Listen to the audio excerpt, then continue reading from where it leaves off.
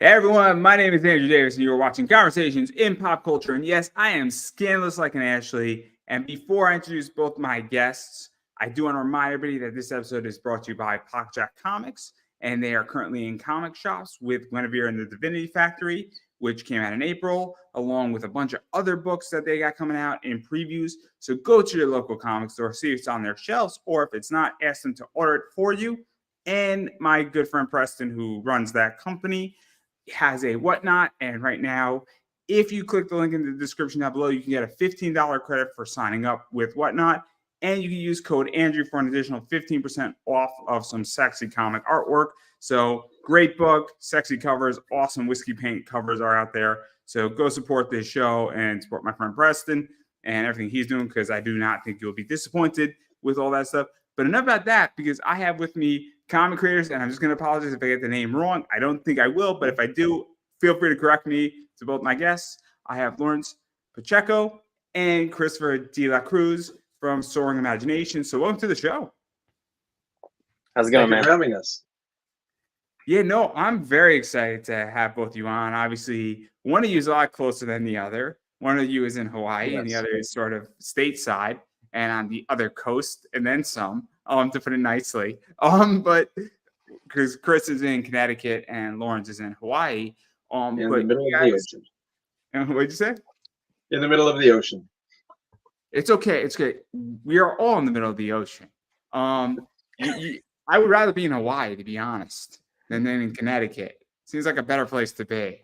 It seems like paradise. I've been there once. In Maui, and it's a beautiful place, is all I'm going to say. So I'm very upset that I'm not there and I'm here. But we don't have to talk about it. But you guys currently have a Kickstarter going on with a comic that I don't even want to attempt to say because I'm so bad at this. So you can explain to me the title of the book, and then I'll continue before I embarrass myself more than I need to. The title of the book is called Vala'au, and it's a Hawaiian word, and basically it means to speak loudly or excessively. And it's the name of the lead character in the comic book, and she has an extraordinary power. Yes, so let's actually talk a little bit about this whole thing before we even get too far into that, because I don't think what you're doing is just a comic book. Obviously, this is part of a bigger company, Soaring Imaginations, and I know that you guys want to do films and documentaries, and I think you've attempted to do one, and you might have done a few other things. So what is this whole concept? Because people are hearing about this for the first time, where it's not just comics, but it's also film, entertainment, documentaries, potentially a series. So what is that? Because I think it's important that people understand a little bit of your background beyond the comic stuff that you've done. Okay. Well, I've spent most of my work life in television, and but I have created characters since I was like 7 years old. So I've amassed this book, these binders full of characters, somewhat over 300 of them. And I've made comics when I was a kid, and I had always dreamed of actually making one publicly. And now I thought, this is the time to actually go ahead and do that. And so as far as Soaring Imaginations came around, I created that company to primarily do documentaries, because I have a documentary background, and I'm trying to go ahead and make that a part of the company. I have one that I'm working on, and this comic book thing is fulfilling a dream of mine. So it's moving along. We're doing really well with this issue. We recently had a free comic book day version of it, 4 pages worth, which have been completed, and it looked great. So let me actually ask you this, because I think this is really interesting. So I'm a big fan of diversification. Obviously, I run a business. I invest in a lot of stocks and things of that nature, and I think it's really important for diversification. And so what is this like to kind of have the entertainment side, documentaries, but then also do the comic book side? Because maybe I'm a pessimistic person, but what I find in life is that when one thing is working, the other usually isn't. And that's how my whole business has been. And so it could very well be that you're in a situation where the documentaries are killing it and comics are kind of taking, I guess, a windfall, and then vice versa. And it allows, I think, and feel free to correct me wrong and challenge me, either one of you, but I think it's very interesting where, great, you might be killing with documentaries and the comics are in a nosedive because comics are in a rough position right now. And then 2-3 years from now could very well be the opposite. And I think it allows companies to survive in many ways because I've been through that in a multitude of ways. So I'm just curious how you feel about that because I think it's so interesting how it's structured, what you want to do with your company.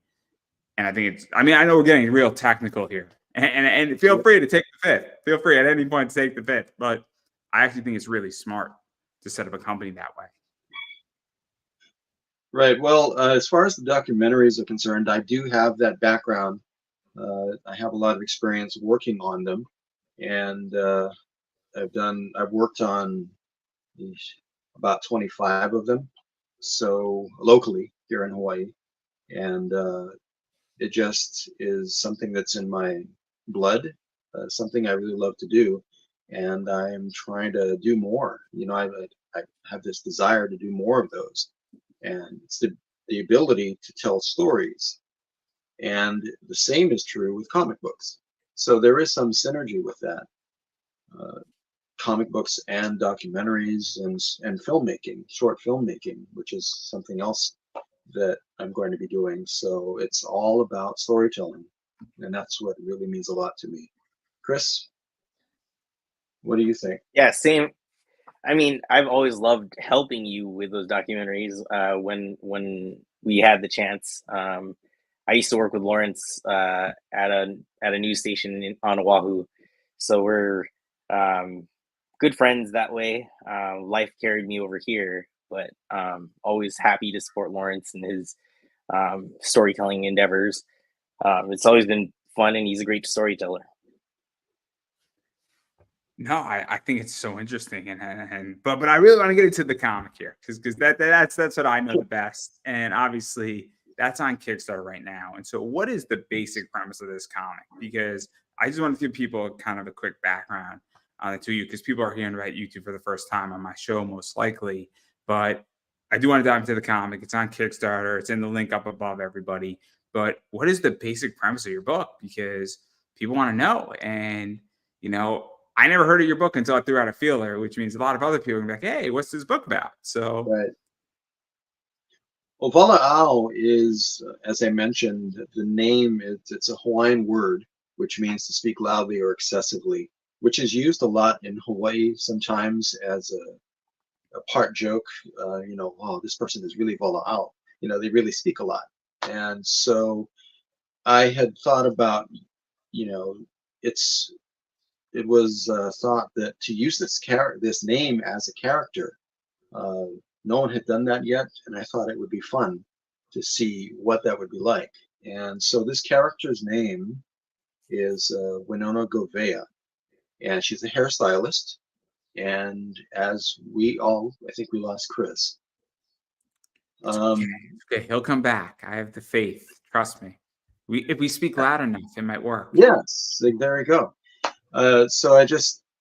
So we've all known people like that in our lives, I'm sure, where you have the person who talks a lot. They mean well, they're talking a lot. She does.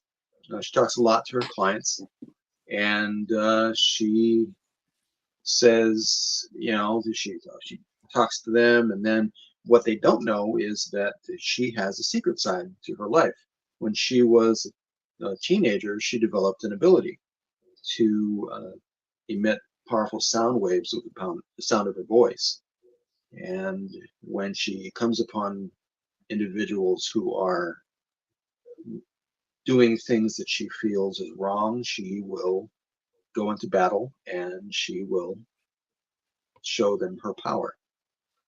So that's that. And so what happens, what she doesn't know is that there is an organization that's out to get her, and they send one powerful character to go and get her.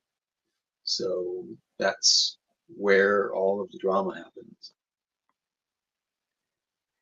Yeah, so let's get into this a little bit because obviously, I mean, this definitely, from what I've read on the 4 pages, it has a Hawaiian, and I'm going to say this the most politically correct way I could possibly say it, more of a native, I guess, native to Hawaiian feel to it, where I don't feel like, and I'm trying to be as politically correct as possibly can here, is I feel this it very much embodies Hawaiian culture versus Connecticut culture where I'm from.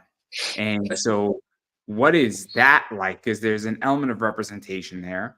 There's an element where it is a very different, I guess, representation point of view, where I kind of feel it's got veins of a bunch of superhero books that have been out there, but it's also from a Hawaiian perspective, which is very different from a mainland America perspective. And that's what I think is so interesting about your book, from what I've seen of it. And I'm curious about the next 8 to 12 pages of it, what it's going to look like, because that's the vibe I got. And that's what's so cool about this is, and that's what drew me to even want you on my show to some degree.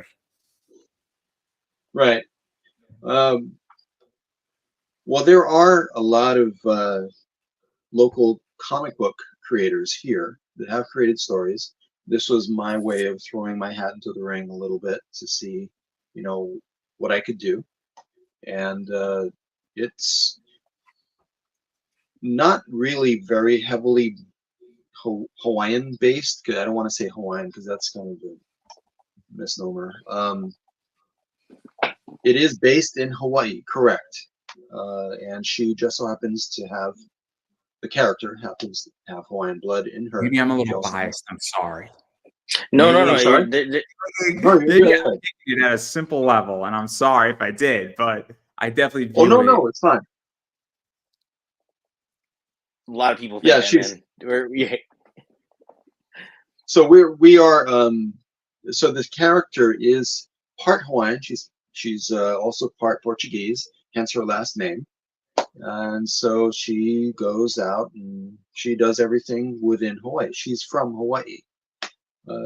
The other character is Samoan, not from Samoa. He's from Hawaii originally, but moved to another state and had to come back to try to find her. So yes, there are a lot of different ethnicities throughout the book, as you'll see. I mean, only 4 pages have been made so far, and we're starting that Kickstarter to try to finish it. It's 4 pages out of a 16-page book, and we're really looking forward to getting funded so we can tell that story. So to even go further into this, because obviously, I mean, you're both from Hawaii, and what is this like too? Because and comics is extremely international right now, where people are from Brazil, people are from Spain. I think Spain, France, and Japan are the number one comic producers, and America is third or fourth. Which don't ask, right? That blows my mind. Those statistics. Yeah. But what is this like? Because obviously, I don't think that people necessarily say Hawaii comic creators. Usually, you think California, you might think New York, you think Texas right now in America tends to be Florida is another one, which is very comic centric, Michigan, another. I don't think Hawaii. And what is that like? Because obviously, there's you said a bunch of local creators there. And what is that like to be a part of that group and part of that organization and part of that, I guess, group of creators from there? Because Hawaii is not the first state in America that comes comic creator, if that makes any sense. And so what has that been like? Because I would imagine it's kind of, I don't want to say family, but hopefully it's supportive. I would imagine, because you kind of are alone out in the middle of the ocean, for lack of a better word. I'm putting it the nicest way I could put it. So, but what has that been like? Because I think it's interesting where you are in an ecosystem in Hawaii that is probably different than California as far as content creation goes. I think, well, you know, I came out to the mainland in 2016. I wanted to pursue graphic design in a further, just way beyond what I could reach in Hawaii. And I wanted to, apply for jobs and, keep drawing and keep doing what I could do. And I did a lot of freelance. And I think what you're saying is true. It is such a small, it's a small knit community in terms of, like, most of the news people like Lawrence that I worked with, they all have worked with each other before. When you transfer to another station, familiar friends all the way around. So you kind of run into the same kinds of people, and I think the comic book community and the artists are similar as well, where you'll run into friends and you'll run into people who have all met each other. I remember drawing in Pearl Ridge Mall with a bunch of good friends and learning the trades during our comic jams. But I think this is a community that's a very good melting pot of Asian American cultures, Polynesian cultures, and they have a really great story to tell. And a lot of people try to tell that story, and they always tell it from a tourist point of view. It's we got Lilo and Stitch, we got Moana. These are the, and then we got Hawaii Five-0, and we got, new Hawaii Five-0, and you're touching. Sorry to interrupt. You're touching on something that I think is Yeah. actually really interesting, because obviously when I went to Hawaii, I went on a 10-day vacation to Maui. So I was a tourist. Right. I loved it and I had a great time, but I wasn't cultured there. And so, I think a lot of people are very cultured. I didn't even think that Lilo and Stitch was a tourist position. I mean, I love Lilo and Stitch, so I'm sorry if that offends anybody. But see, I love that whole thing. It's one of my favorite. I just bought a Lilo and Stitch comic book. It's one of my favorite books that's ever been done as far as covers. But it's just so beautiful. It's the cover is just brilliant. But that's so interesting because I do like representation. And obviously, as somebody who has a unique perspective on certain positions on disability, and as somebody who does have a physical disability, I have a very different perspective than somebody who doesn't. And I hate when somebody presents my view, but they don't have my problem. And what is that like? 'Cause I think that's what this book kind of does a little bit, even though you don't have, I mean, you guys might not want to say, hey, it's not pure Hawaiian, for lack of a better word.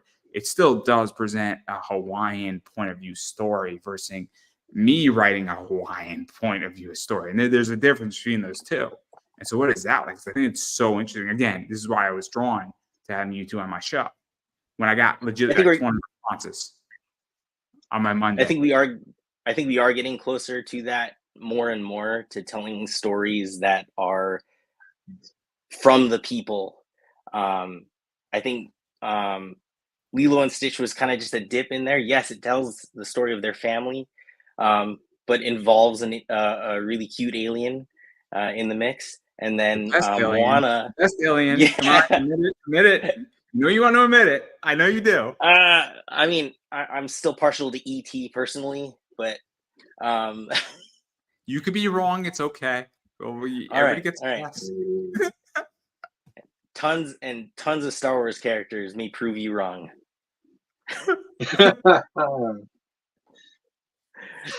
But I digress. But if you, I don't think we have a lot of stories that quite tell from a perspective of somebody who lives there, and we don't have a lot of point of views from that point. So, when Lawrence was asking me to draw the cover, there were things that I threw into the cover in the background that are very reminiscent. Like there's a crane in the background that I put on the cover, and Lawrence says, "I love the crane." He goes, "You're just always showing that Hawaii is always under construction," and it always was. I I'm going home to Hawaii in a couple weeks, and every time I go there, it's like Back to the Future, where when I come back, everything is different, or a place that was a very special part of my life growing up is no longer there. It's gone, and it's all urbanized and gentrified and touristy. So I mean, but yes, that's the way they make their money. So there is that weird, you know, dichotomy at the same time where, how do I keep the pieces of that, but how do they grow? You know, So, so so let's actually dive into that too, because I think there is an element of keeping something authentic. So with this cover, and obviously you're the cover artist, Chris. What is that like for you, Lawrence, to have somebody who is from Hawaii, understands, grew up in there, understands the culture, and can put things into a cover? Because I think there is an element to being authentic. There's discussions, and I might get a little bit in troubles for this, but if you're doing a pride cover, I think there is a fair argument to be made saying, hey, maybe you want somebody who is of that community doing your cover for you. And there's plenty to choose from because they are going to be more authentic in certain aspects. Not saying that somebody can't do a pride cover in June if they're not of the community, but somebody who is obviously has a very different viewpoint. And I think DC Comics and Marvel has done a really good job by finding those artists to do certain covers like that who are part of that community, because I think it does create authenticity, it creates transparency, and it creates legitimacy. And I think it's a very important thing. Even tabling money, and I know everyone wants to make money. Sometimes it's hard to figure out legitimacy versus making money, but there is something that is done. I mean, I guess we call it culture, for lack of a better word. And I think it's very interesting. So I'm just curious how that is for you, Lawrence, because I would imagine it's pretty fucking cool. I believe your initial question was, how do I feel about having Chris, who lived in Hawaii, be the cover artist? And I can boil it down to one word, and that would be ecstatic. As Chris mentioned, we worked together, and I first met Chris, I believe it was 2007. I will About there? just say I think so. But yeah, I think it's 2007. So Yeah, around there. But Date and yourself. I You knew. don't have to. You could just say we met when we were, Well, I'm 18 or just still when we were pinpointing a young. time. we're 19. We're all good. We're all good. I was, Yeah. I I'm Maybe was, we're yeah, 21. You want I was to go very that far? green during that time. I'm pinpointing a time in my memory because I do remember how creative he was at that point, and I was in awe of his ability to draw. And he could just put something onto paper, and it would be done in such a way that I was in complete awe. And I knew that someday I wanted to do something with him. I wanted to be able to have him do something, and it took a long time, but I wanted to approach him. I approached no one else for the cover. It was him. He's That's the person I interesting. wanted for this cover. I And don't know how much you've seen of my show. Um, but I got to interview Steve Stern and Lamar Supreme. I don't know if you know who those two are by any chance. Steve the Stern one did name does, yeah. and Lamar Supreme has done everything. He did stuff for Wu Tang. He's done stuff for Nice. Czarface, a bunch of people, a lot of album covers. And Lamar has been around a long time. He's done a lot of stuff in pop culture. He's done a lot of stuff. He did like an awesome Aaron Judge card for Top 70s, Project 70. A lot of cool stuff. And Steve was explaining that finding the right talent at the right time. So Lamar, I think, only did 3 or 4 comic books in his entire career.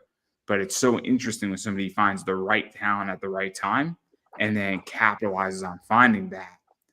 And I think it's a lost position where I think sometimes people don't realize that, hey, I found a superstar or somebody who's really good and is perfect for my project, and they are the right talent at the right time, because that doesn't align. There's good talent, but the right talent and somebody who is an emerging talent that nobody's ever come across before, that is a very complicated position. So what is that like? Because that's what it seems like in many ways. Yeah, Chris, you can speak to your graphics and drawing background, but for me, like I said, it's a no-brainer to have him do the cover. His ability to interpret things that I tell him, okay, I want this and I want this. And he goes, yeah, great. And then he comes out with this phenomenal piece of work that just, wow, you got all of that out of what I said. That's amazing. So He had drawn I a very rudimentary version of the cover, and I was like, all right, I will do something with very, this. very is an understatement of the millennium, I think. Oh, Yes. it was good enough to tell me what you were looking for, Lawrence. But again, like for me, it's been a while since we moved from Hawaii in 2016 to Florida, and then I got a job here in Connecticut. So I feel further and further away from home. And when Lawrence asked me, I've been feeling a little homesick, and I was like, absolutely, I will draw the heck out of this. Like, I really had a good, just a passion for drawing the cover, and it was just, all the things hit right. And the best thing for me was, I've always told my children, I follow your dreams. You're gonna, keep doing the things that you love. And this was an opportunity that I just could not say no. I get to give homage to home, and also get pay homage to my favorite artists like Jim Lee. You can see got him back there and there. So let's even go further into the cover a little bit, because covers are massively important, and obviously I run an eBay business that is heavily cover art based, and I love variants, and I know for a fact that there are certain books that I could bring in 15 of them and they will sell out within a month in my store, easy, hands down. And I know anytime I see a certain book or two dirt cheap, I pick them up and steal them because I know that I'm going to do it right with them. And covers sell books. I know that for a fact. So what is this like? Because obviously a cover, whether you have 1, 2, or 10, every single cover is important. And in many retrospects, I feel, obviously, I'm sure that both of you want people to read the book, but also that people buy books just to look at covers because it's the first thing they see. And so what is that like? Because your cover is in many ways an extremely important part of this Kickstarter. Because it's the first thing somebody sees is what's this? And that is incredibly important. And so what is that like for you? Because it's a big responsibility. When I was a kid, the first time I held the four cover X-Men connecting covers in hand and just seeing Jim Lee's work for the first time, I was like, this is what I would love to do. And when Lawrence asked me to make these to make this drawing, I was like, all right, I'll just keep sending you stuff every couple of months or every couple of weeks, and if I got something new, I'll send it. If you think it's awesome, you tell me when. And I just kept drawing on my iPad. I don't know if you can. Yeah, I can see it. If you can see it, but I kept sending preliminaries. I had sent a rough sketch, and he was like, great work. It needs this and this and this, and don't forget this. And I was like, great. I have questions about the costume. how many, is this here? Does this attach here? Does this attach at the hip? What do you want me to do? And I I wanted her to be pretty. I wanted her to be beautiful. I was like, all right, let's make her gorgeous too, because I know just from all the covers I see at the comic book store, you know, there's a lot of beautiful characters, and this one has to pop out. Um, so I wanted some of that, some of those homages to the like the art germ covers that I always I always try to model my drawings after. like um so it was fun to Let's draw dive into this. that a Yeah. little bit further. Let's Yeah. actually dive into this a little bit further. And let's actually get a little bit into Kickstarter because right now, I mean, this is my opinion, and obviously, I saw a lot of bad girl art, but I feel Kickstarter in many ways is embraced. Not safe for work is a really big thing on Kickstarter. Bad girl art is a huge thing on Kickstarter, and Yeah. you know, sexy characters, beautiful characters. Now, I'm a huge fan of Zenescope. I have a good relationship with them. And Good. I'm not a fan of their nude covers. I'm not. I'm not a fan of full frontal nude covers either. I mean, I bought topless covers as I have clients who want them, and they've explicitly asked me to buy them for them, and I'm happy to do so. But I'm not really a huge fan of it because I think characters are sexier in poses that leave more to the imagination. And even when I'm in a comic shop, I'm like, cool. We got Jean Grey. I'm using her as an example. She's in a sexy pose and she's suggestive. And so, what is this like to figure out that balance on Kickstarter? Because I think the cover is a solid cover, but you're also Thanks. now in a whole complicated world where the whole freaking ecosphere of Kickstarter is swinging and swaying and going 15 directions. And in 3 months from now, it's going to be going X. It's going to take a left turn, and it's going to take a right turn. That's going to stop, and then it's going to go sideways, and then we're going to do the time warp all over again. So, I'm sorry, the Rocky Horror thing. I'm a Yeah. big Rocky Horror No, that's No, great, no, no, no. man. It's fine. fan. Well, So, what were you going to say? Please interrupt me. Just tell me to shut the fuck up anytime you no, want. just no. With all due respect to all of the creators, all the comic creators, and all of those people that are really trying really hard to get their Kickstarter or Indiegogo, whatever it be, to get that through and get it funded. I have great respect for everyone trying to do that because it's not an easy task. With that said, I personally, as Soaring Imaginations, I'm not going to go there with the over sexualized nature of the characters. Mhm. I am of the mindset about how does it tell the story? How does it help tell the story?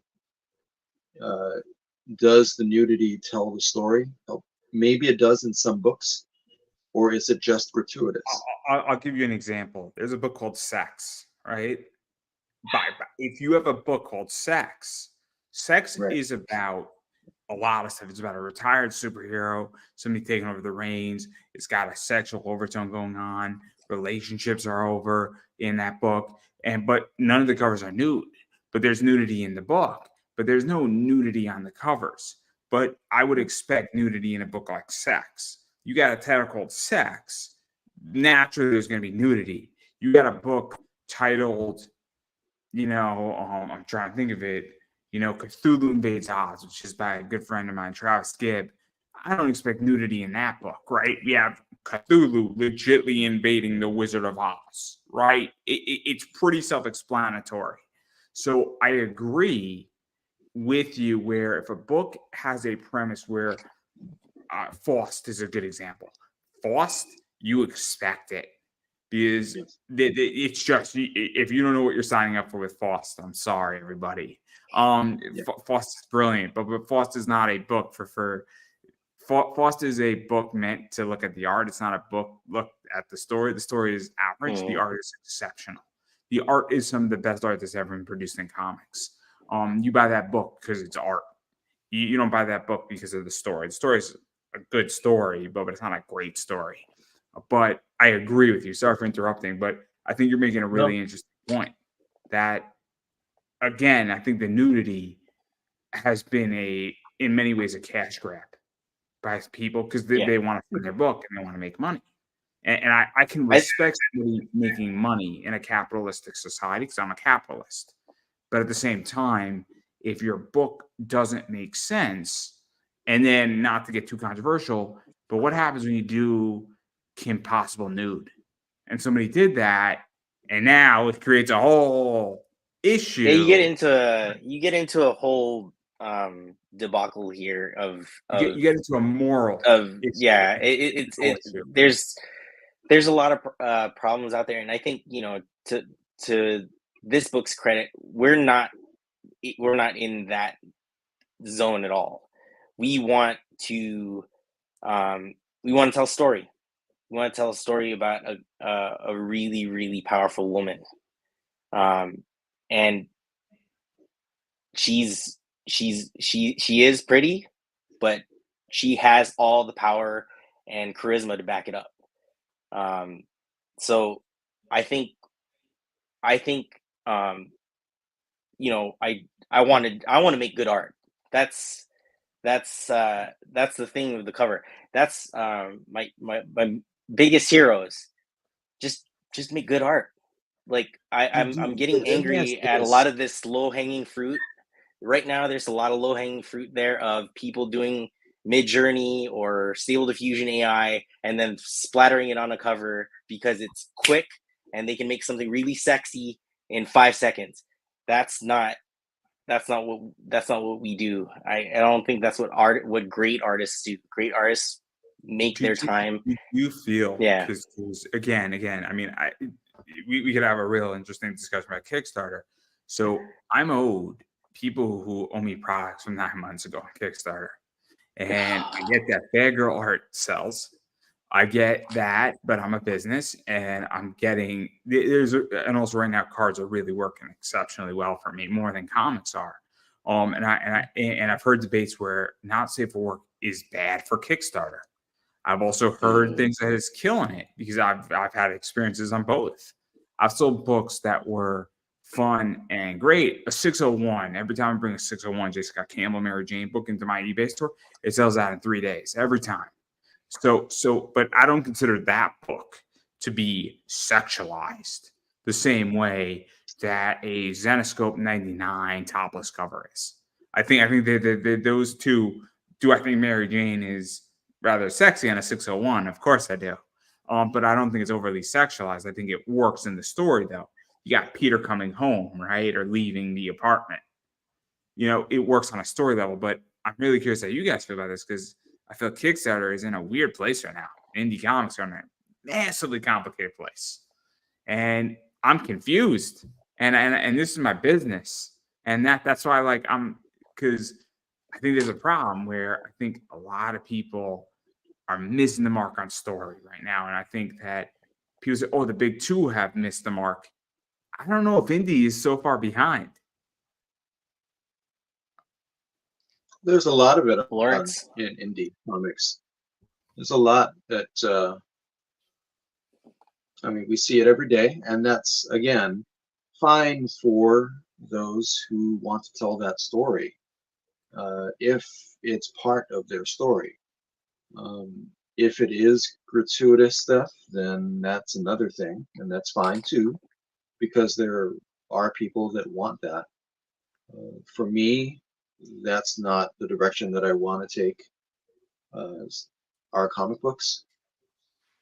I think, again, that story is important, and you have to have a good story to start with, and you don't really need. Think about it like in films. A lot of people want to see the lovemaking completely, you know, for half an hour and whatever it is. But that can be implied. Is that really important to the story to go through that process? Now, it might be in certain stories, but not in every story. So I don't see the need for us. For others, it may be fine. but that's not where we're going to go. So let me ask this, because obviously that puts you into a interesting position on Kickstarter then, because Yeah. right now, this is my theory at least, and feel free to challenge me, is that I think the not safe for work necessarily is the choice. But I think all these people realize, say, hey, look, if I have a not safe for work cover, I am going to get another 50 people buying my book. I could charge $25 and then I get funded. And so I think this is where this whole debacle comes in, where obviously I made a choice, right? In my business, I understand that not safe for work works, and I want to make money and I want to become wealthy. I'm sorry, but I'm a capitalist. It's nothing against anybody. You can become wealthy too. It's America. It's the land of opportunities. But I understand that those books sell. And so I think this is where the debacle comes in, where great, you have a solid story, but if I keep it kosher and I just rely on my story, it's not working anymore. And what is that like? Because I think it's a complicated, tricky balance. And I respect them who says, look, I'm going to do fun covers and all that stuff. And you have one or two variants, but I don't want to do that new thing. But you're also potentially leaving money on the table. And it's so tricky, and it blows my mind. So I don't want to do a comic, because it just seems so complicated. What is the right move? And I to think me, Lawrence is correct where he says that's fine for the people who wish to do that. That may be their game plan. I don't subscribe to that. And also with my family, my children, I can't be like, hey, look at this great NSFW cover that daddy's making. That's not something that I'm happy to be like, hey kids, look what dad made a bunch of money on. Uh, the comic book heroes that we follow, the tried and true. There's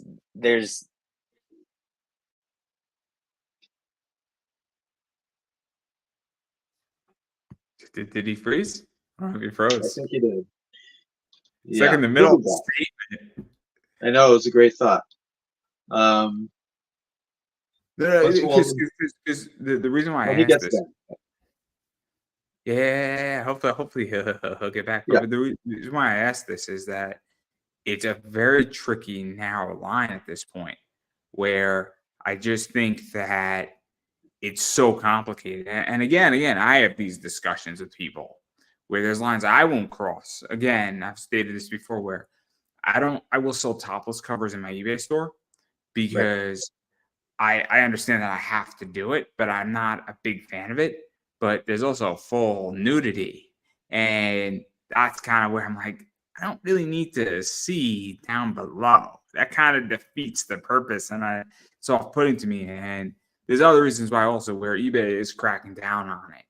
But I get why it's offered, because people Right. want to buy it.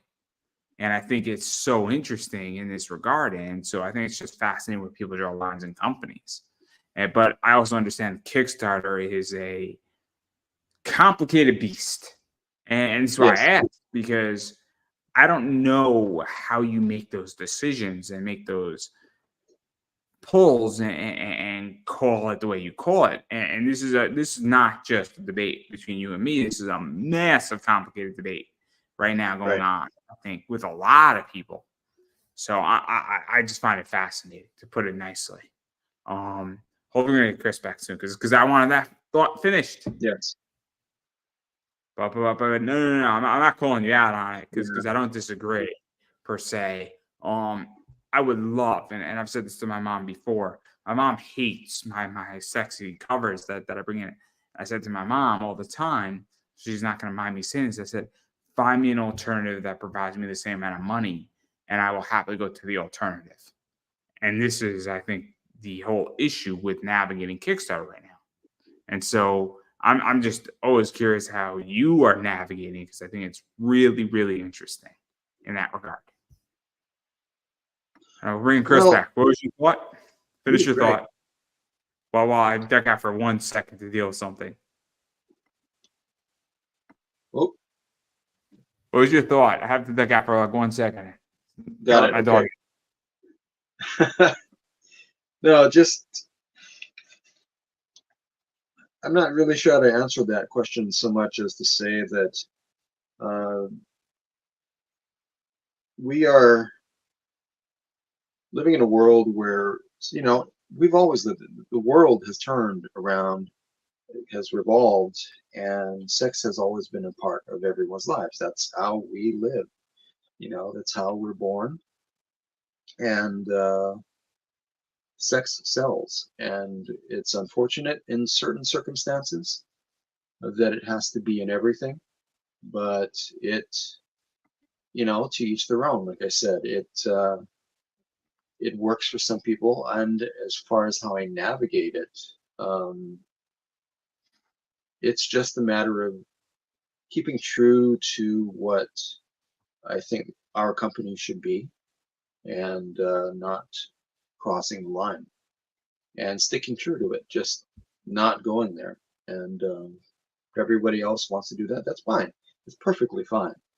Uh, not Fair forcing enough. I'm not imaginations. gonna push it. I'm not gonna push you anymore. But I do want to talk about another side of this on Kickstarter, in which that obviously Kickstarter there's a lot of projects out there. The economy is not great. It's not terrible, but it's very complicated.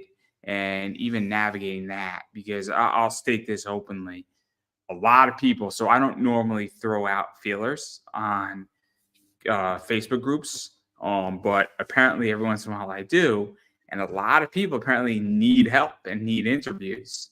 Yes. And so what has this been like? Because I think that obviously my friend Travis was explaining that a lot of people, and I'll just state this from what I understand, I know a lot of people who used to fund in a week are now funding in week 2 or week 3. And so what has that been like too? Because it is clearly getting complicated to fund on Kickstarter and getting eyes on projects and getting views and convincing people. And I'm very picky. I'm very picky.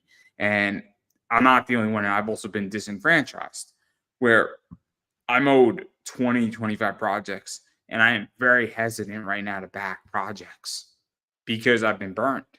And it's not anything personal against anybody, but when somebody screws you on a project, I kind of take a step back and I say, cool, is the next creator going to screw me too for $25?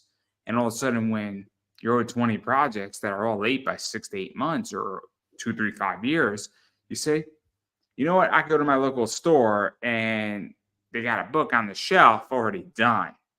And I buy a lot of baseball cards, and Topps gets me my cards in 20 days.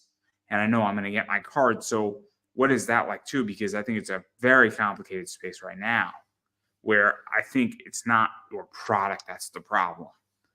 I think the problem is that a lot of people there's a lot of good projects out there, and there's also been a lot of bad ones that have tested people's faith, for lack of a better word.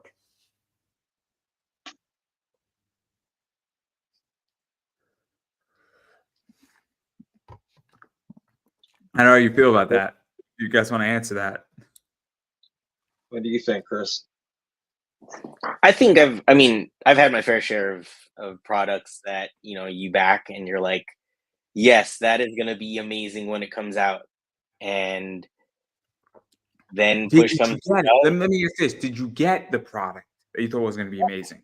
There were a couple of them where I'm like, there's some things for coffee. There are some things for my computer or graphics or So motion I'm not even graphics. talking about getting the product. I'm talking about not getting the product at all. Like Yeah, that's yeah. what's killing me. I don't You even just care if don't. it's You shitty. just don't even I get just it. want it. Yeah, yeah. I'm at the There's a lot point of promises. Yeah. I don't even care about if it's good or bad. I want my book that I bought from 2 years ago. And it hasn't been delivered. I've had goalposts moved. I've had a product that got bought out by another company that I backed on Kickstarter, and I don't know what the hell's going on with it. And when you're burned by 20, 30, 40 projects, but I back a lot of projects, so I'll grant that. But again, that's why I become disenfranchised. And also the economy is a disaster. and stagflation's involved. I don't think necessarily in America, and anybody who's watching, this is my opinion, where I don't think the economy is accurately being reported. I think inflation is much worse than it is. I think we're in stagflation, to be honest. And my money has to be deployed, and I'm also a business, and I have to find the best place to put my money. And also, I tend to have to buy product, and I have less and less capital, and I have to make sure I'm damn right when I back a product. Even for a personal level, I have a budget. And so that's what I think's happened. That's why I think everybody needs help right now in this space. I put out a field, I get 20, 25 responses. There's a reason why. Because everybody's feeling it. So I'm just curious how you guys feel this, because it's crystal clear to me that there's an issue going on where I don't know, like I ran a Kickstarter and it was hell. It was miserable. I don't want to run another one ever again. It was horrible. So I think we're in a weird situation no matter what. I mean, look at fast food. You're paying upwards of more than $40 when you used to be able to feed everybody for $5. that brings me to my from the sponsor, dollar menu. $10, guys. No, they're not a sponsor. I'm sorry. It's too easy. I've been doing stand-up, everybody. I'm sorry. You're going to have to learn how to live with me. I'm very good at this, and which means I'm really bad at it. I'm learning hard. Trust me, there's crickets sometimes, and it's not fun. And then I cry at night. Like going to the corner. No, continue, please. No, but I think what you're saying about the economy is valid. People have less money to put out there because of how much they're paying for other things, especially for groceries. I think it's going to be, putting your monies into the right things and hoping that your investment is sound before you even place your money there. That's the run of things now. They only follow people who have like influence. If you're an influencer, yeah, I'm gonna back you. I'm gonna put all my money into that person because I know that person makes money. And I think that's everybody. That's how I feel about Logan Paul. Him and his U.S. title. That's how I feel. When he tried to sell that U.S. title the other day, I was in. I would have bought it. It's crazy, man. Huh? It's crazy. I mean, even the whole Mike Tyson thing, that's a money maker in just the conversation, in just the conversations people have. I have a friend who works with Floyd Mayweather, and he was trying to upsell me on something, and I was just not interested. But me and him had like an hour conversation, and I get it. I completely get it. Trust me, I know all about influence. I have some very interesting friends, to say the least. So I get it. And with about 7 minutes left, the great segue into, we have 16 days left on our campaign. Why are you hijacking my show, man? This is my show. What are you doing here? No. Yeah. I should give you an opportunity to promote yourself. But before I do, I'm going to give you the last 5 minutes. Don't worry. I am curious where the two of you think comics are going and pop culture is going, because I think it's interesting. We were touching upon it anyway, but where do you guys think it's going? Because obviously it is an interesting space at the moment. I think it's definitely changed from the early days where the Avengers were new and Sam Jackson was hunting for everybody. It's very different from that now. I think the Deadpool and Wolverine movie is going to be very it's going to be the thing everybody's watching to see what happens in the comic space, because it's either, if it tanks, what's the savior of comics at that point? We're all looking for Taylor Swift in that movie. That's all we care about. And then Deadpool 4 is all about Travis Kelce. Oh boy. I don't know, I'm man. calling it here. I'm calling it here. We all know I'm right. Might be. But maybe. But in terms of I digress. What do you where, think, Lauren? What do you think?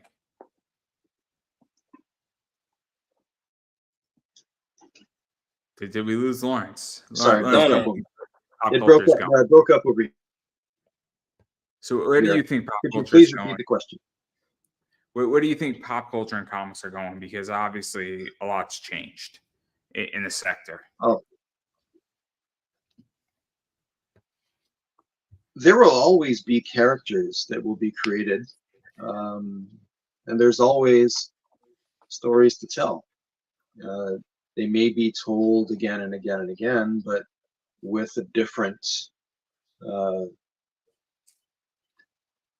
character, a different genre. And I know that people say that what is the saying that all stories have already been told by Shakespeare? I think that probably before that they were told long before Shakespeare. So, but that's storytelling, and pop culture is a lot about storytelling. So I think it'll always be there. And you're going to have these characters, and kids are going to love the new characters. Adults will love new characters. It'll just keep going. Might have different mediums as as technology advances, but it will always be there. Fair enough. Fair enough. But I do want to give both of you a chance to promote yourselves. Obviously, the Kickstarter's got, as you stated, before you cut me off, which is offensive. No, I'm just joking. Absolutely fine to tell me to shut the fuck up at any given point. More than happy to surrender this because this is not about me. It's about you two tonight on my show. But anyway, where can people find the Kickstarter? Where can people find you? Where can people follow you on social media, Twitter, Facebook, pages, Instagram, TikTok, all that fun stuff? I don't know who wants to promote first. Well, for Soaring Imaginations, our Vala Owl project is on Kickstarter, and you can find a link to that on our website at soaringimaginations.com. Excuse me. And we're on Instagram. We're on Facebook at Soaring Imaginations with an S, and check us out there and support us as much as you can. Awesome. I don't know if you guys have, social media pages or Twitters that you want to promote or anything like that. Or no, it's fine if you don't. Yes. I mean, you can follow us again at as Lauren said at Soaring Imaginations, or me personally, Chris Dela Cruz art, and this Chris is with a K. Yes. And then I got what I got going on is obviously, I'm going to just say this: you got to support people who are creating indie projects. That means back to Kickstarters, following them on social media, signing up for email lists, TikToks, Instagrams, Facebook pages, all that fun stuff. And then everything that I got going on is Pop Anime Comics on Twitter/X, Pop Anime Comics on Instagram, Pop Anime Comics on Facebook. Usually when I have two guests, it's on the bottom, but we have three, so it's kind of blocked by my lovely face. But that's all right. I'm perfectly fine with that tonight. But that's social media. YouTube is Pop Anime Comics, and I have 1,400 plus videos up there, almost 800 interviews. So there's something for everybody on my show out there. And things are constantly being added onto it. So again, I cannot promise that you will get smarter, but I can assure you that you will be entertained in some fashion. So that's what I got going on. And then I have an eBay business that you can go right here, come shop with us on eBay, Pop Anime Comics Collectibles. And I have awesome things like this right here. I have all 15 of those in hollow foil. I also have all 15 of these in hollow foil, and I have several others, things like this. But apparently, my customers are telling me they can't see this card, and I don't know. I can't see it either. I weigh it, and I contacted the company, and they're like, "We weighed it too," and they just can't see it, and I'm very confused. But they're like, "We're not unhappy with you." but I don't know what to do. I just don't know what to do. It's a very complicated situation for me. But they're not complaining and they leave me great feedback. So there you go. I got a lot of those in there, as well as some cool stuff that is going to be awesome, such as soon as I find the book, if I could ever find the book, like this, which may or may not be in Deadpool 3. So that may or may not be in Deadpool 3. Just calling it right now. But again, that's everything that I do. So anything Pop Anime Comics is mine, and that's what I got going on. And come subscribe to my YouTube channel. It means a lot to me. Makes me feel special inside. Makes me feel wanted. Makes me feel loved. It's a hug, but virtually. It's great.